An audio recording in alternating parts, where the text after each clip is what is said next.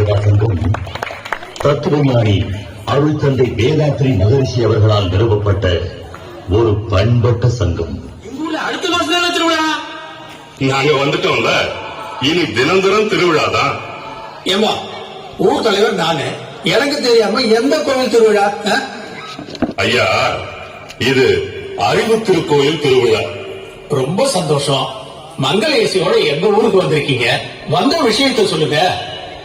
உலக சமுதாய சேவா சங்கம்னு ஒரு அமைப்பு இருக்கு. சரி, அந்த அமைப்புல கிராமிய சேவை திட்டம் இருக்கு. அந்த திட்டத்துல இப்போ இந்த ஊரை தத்தெடுக்க வந்திருக்கோம். ஓ, என்னங்க சொல்றீங்க? கிராமத்தை தத்தெடுக்க வந்திருக்கீங்களா? அதான் குழந்தை குட்டிகளை தத்தெடுக்கிறத கேள்விப்பட்டிருக்கேன். இது புதுசா இருக்கு. எங்க கிராமத்தையே தத்தெடுக்கிறாங்கன்னா அவ்வளவு பெரிய பணக்காரங்களா?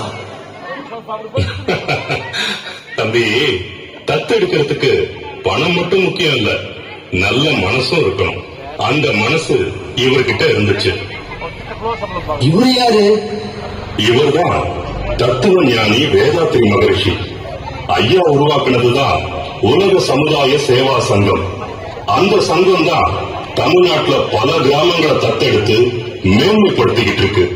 இப்போ நம்ம கிராமத்தை மேன்மைப்படுத்த வந்திருக்கோம்.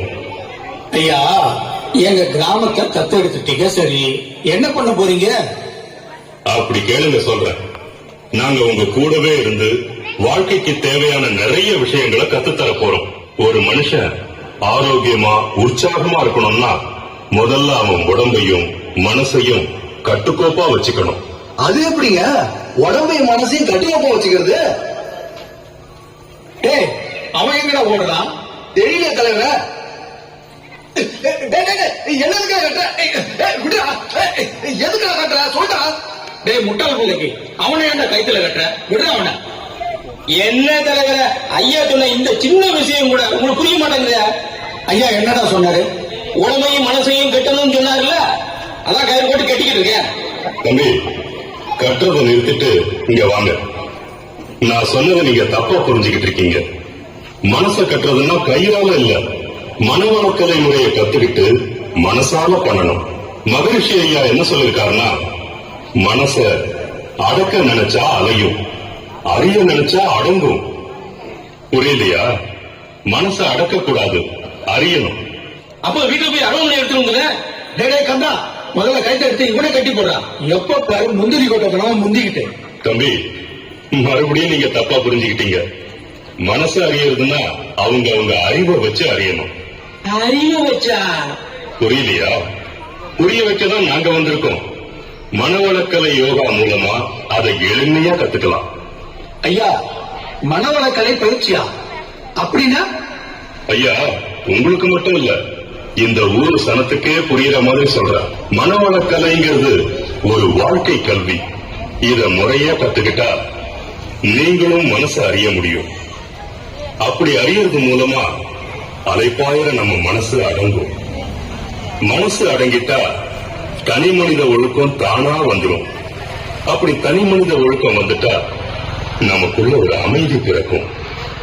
ஒவ்வொரு தனி மனுஷனுக்குள்ளேயும் அமைதி பிறந்துட்டா குடும்பம் அமைதியா இருக்கும். இப்படி ஒவ்வொரு குடும்பத்திலையும் அமைதி வந்துட்டா ஊரும் உலகமும் தானா அமைதியாயிடும். ஐயா, மனசை கட்டுப்படுத்துறத பத்தி சொன்னீங்க, தெளிவா புரிஞ்சிடுச்சு. அப்புறம் ஏதோ சொன்னீங்களே தலைவர, உடம்ப கட்டுக்கோப்பா வைக்கணும்னு சொன்னாரு. அது எப்படின்னு சொன்னீங்கன்னா அதையும் தெரிஞ்சுக்கிறோம். உடம்ப கட்டுக்கோப்பா மட்டும் இல்ல, ஆரோக்கியமாவும் வச்சுக்க ஐயா பல எளிய பயிற்சிகளை சொல்லி தந்திருக்காரு. உடம்புக்கு உடற்பயிற்சி, மனசுக்கு தவ பயிற்சி, உயிருக்கு காயக்கல்ப பயிற்சி, குடும்ப அமைதிக்கு அகத்தாய்வு பயிற்சின்னு ஏகப்பட்ட பயிற்சிகளை சொல்லி கொடுத்திருக்காரு. அதையெல்லாம் உங்களுக்கு முறையா எளிமையா சொல்லிக் கொடுக்கத்தான் நாங்க வந்திருக்கோம். ஐயா, இன்னும் தெளிவா சொல்லணும்னா உடல். அதான்டா நானும் கேட்கிறேன். ஏன் இப்படி குடிச்சுக்கிட்டே இருக்கிற? இப்படியே குடிச்சுக்கிட்டு இருந்தீங்கன்னா திருவோடு ஏந்திக்கிட்டு தெருவா போக வேண்டியதுதான். போகணும். ஒரு குடி எப்படி உன் பொண்டாட்டி தான் கை நாட்டாச்ச. ஸ்டாப். என் பொண்டாட்டி கை நாட்டு தான். ஆனா கவர்மெண்ட் ஸ்டாப், அதுலயும் சென்ட்ரல் கவர்மெண்ட் ஸ்டாப். புரியல? 100 நாள் வேலை திட்டம். மாசமானா பேங்க்ல பணம் கல்யாணம் வந்து விழுந்துரும். அந்த பணத்தை நான் அப்படி எடுத்து இப்படி கொடுத்துருவேன். அப்படி இப்படி எப்படி? அண்டர்ஸ்டாண்ட்? அதெல்லாம் அண்டர்ஸ்டாண்டு தான். இந்த பாட்டில என்ன போட்டிருக்கு? என்ன போட்டிருக்கு? குடியை கெடுக்கணும்னு போட்டிருக்கு. குடியை கெடுக்கணும் தான் போட்டிருக்கு. இந்த கோபால கெடுக்கணும் தான் போட்டிருக்கு. பணம் கொடுத்து பாட்டில் வாங்குறது குடிக்கிறதுக்கு தான், படிக்கிறதுக்கு இல்ல. ஆமா, இவ்வளவு வேகானமா பேசுறிய, என்னைக்காவது நீ குடிச்சிருக்கியா? அது தப்பு. தப்ப உன்ன ஒரே அப்பு. ஒரு நாள் கூட குடிச்சது இல்லையா? டேய் குடிகார கிறுக்க பயல. ஆம்பளைங்களோட லட்சணம் குடிக்கிறது இல்லடா, குடும்பத்தை கௌரவமா நடத்துறதுல இருக்கு. சத்தம் போடாத. யாரோ விஐபி போறான். விஐபி இல்லடா மடையா. உன்ன மாதிரி குடிச்சு வீணா போன வீராசாமி குடல் வந்து ஆம்புலன்ஸ்ல போயிட்டு இருக்கான். நான் தான் 108க்கு போன் பண்ணி சொன்னேன். நீயும் இப்படியே குடிச்சிட்டு இருந்தான்னு வச்சுக்கோ, உனக்கும் நான் தான் போன் பண்ண வேண்டியது இருக்கும். பாத்துக்க. நான் பாத்துக்கிறேன், நீ பாத்துக்கோ. அவன் week body, I am strong பாடி. அம்மா, அப்பா அங்க விழுந்து கிடக்கிறாருமா. அப்பா எழுந்துருப்பா. ஏன் பாருங்க வந்து விழுந்து கிடக்குற? இங்கதான் கொசு மெதுவா அடிக்குது. எழுந்துருப்பா, எழுந்துரு. மேலே டாக்டர், அப்பா பெட்ல ரெஸ்ட் எடுத்துட்டு இருக்கும்போது ஏற்பக்கூடாதுன்னு எதனால சொல்லிருக்கேன். ஏய், வாடி இந்த பக்கம். ஏயா, வீக்க படுக்கிறதுக்கு ஒரு நல்ல பாய் இல்ல, நட்டனோட ரோட்ல படுத்துக்கிட்டு பெட்ல படுத்துட்டு இருக்கான. பெட்ல வேகாத வெயில்ல நான் வேலை செஞ்சு சம்பாதிச்ச காசை எனக்கு தெரியாம திருடி குடிச்சிட்டு தெருவில படுத்துக்கிட்டு இதுல ஓட்ட இங்கிலீஷ் வேற. மானகட்ட மனுஷா. Hey, my wife, you respect my respect. Okay? பாட்டியாடி, இப்ப கூட இந்த மானகட்ட மனுஷனுக்கு மரியாதை கேக்குது. ஒரு வயசு வந்த பொண்ணு வீட்டுல வச்சுக்கிட்டு காலகாலத்துல அதுக்கு ஒரு கல்யாணம் பண்ணி கொடுக்கணும்னு இந்த மனுஷனுக்கு கொஞ்சமாவது அக்கறை இருக்கா? ஏய், வாடி போலாம். இந்த மனுஷன் நடுத்தருடைய கிடக்கட்டும். இவன் கூட இருந்தா உன்னை காசு வைக்க முடியாது. நம்ம ஊரை விட்டு போய் உன் அம்மை என்ன ரொம்ப தன்மையா நினைச்சிட்டு கத்துறதுனாலதான் நான் இப்படி குடிக்கிறேன். யோ, நீ இப்படி குடிக்கிறதுனால நான் கத்துறேன். நீ அப்படி கத்துறதுனால நான் இப்படி குடிக்கிறேன். அந்த சோகம் தாங்க முடியாம தான் கட்டிங்க போட்டுக்கிட்டு ரோட்ல சிட்டிங் ஆயிடுறேன். இப்ப குடிக்கிறாடி. ஆமா, உனக்கு என்ன பிரச்சனை இருக்கு? நீ பாட்டுக்கு குடிச்சு வந்து வீட்டுக்கிற. உங்க அம்மாவுக்கு வேற வரைக்கும் சூடா வடிச்சு போட்டணும். உங்க அப்பனுக்கு பிபி சுகர் இருந்தது எல்லாத்துக்கும் நான் தான் மருந்து வாங்கி கொடுக்கணும். இப்படி மொத்த சொல்லியும் ஒத்த ஆளா நானே சுமந்துகிட்டு இருக்கேன்.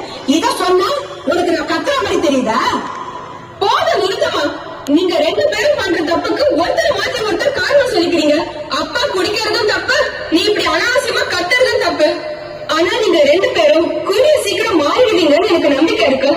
ஏன்னா நான் கத்துக்கிட்டு இருக்கிற மனவள கலை பயிற்சியில குடும்ப அமைதி வேண்டி வாழ்த்தும் பயணம் கத்துக்கிட்டு உங்க 2 பேரையும் வாழ்த்துக்கிட்டு இருக்கேன்.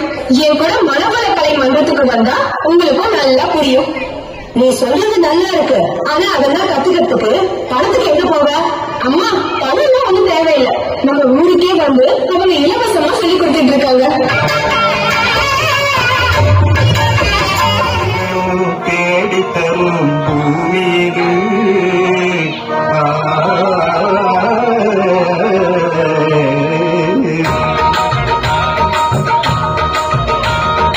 அது பெரும் நகர் அறிவு திரு கோயிலே ஆழியாறு அடியில் சத்தம் இங்க மகரிஷி புகழ் பரவத்திலே உச்சத்திலே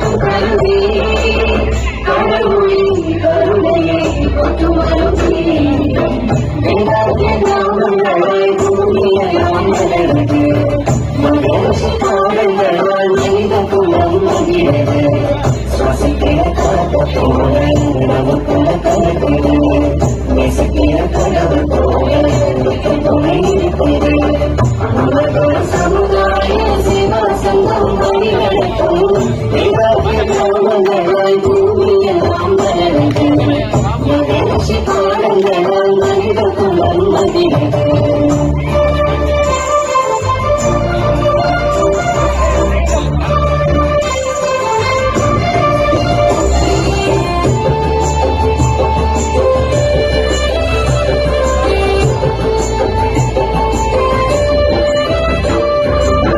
கைகொழிலை கற்றுக் கொடுத்து நம்பிக்கையை கை கொடுத்து பெண்களே உயர்ந்ததாலே என்னை வடிவாய் அரவணைத்து ஆதரவுக்கு கை கொடுக்கும் மகத்துவம் உணராய்த்து எதிர்வரும் இனியவராய் இளைஞர்களை வழிநடத்தி என்பதற்கு மற்றும் அமைத்து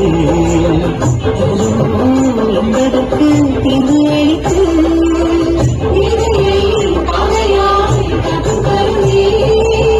கடவுளின் கருணை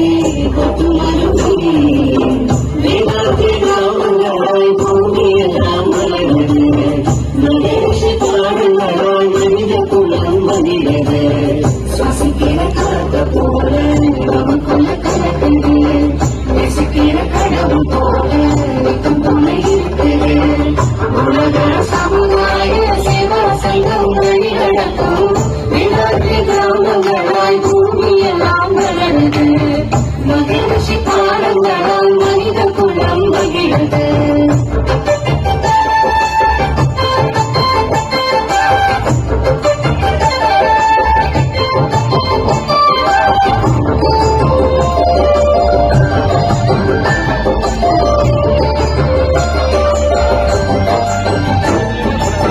சுற்றமட்டம் சொல்லிக் கொடுத்து சுற்றங்களை அள்ளி அழைத்து ஒரு சனம் உண்ணாயிருந்த அன்பின் மொழியில் அடியெடுத்த வாழ்க்கைக்கான அர்த்தம் புரிய வாழ்வதற்கு வழி தெரிய வாழ்க வளமுடன் என எட்டு திசைகளும் எதிரொலிக்க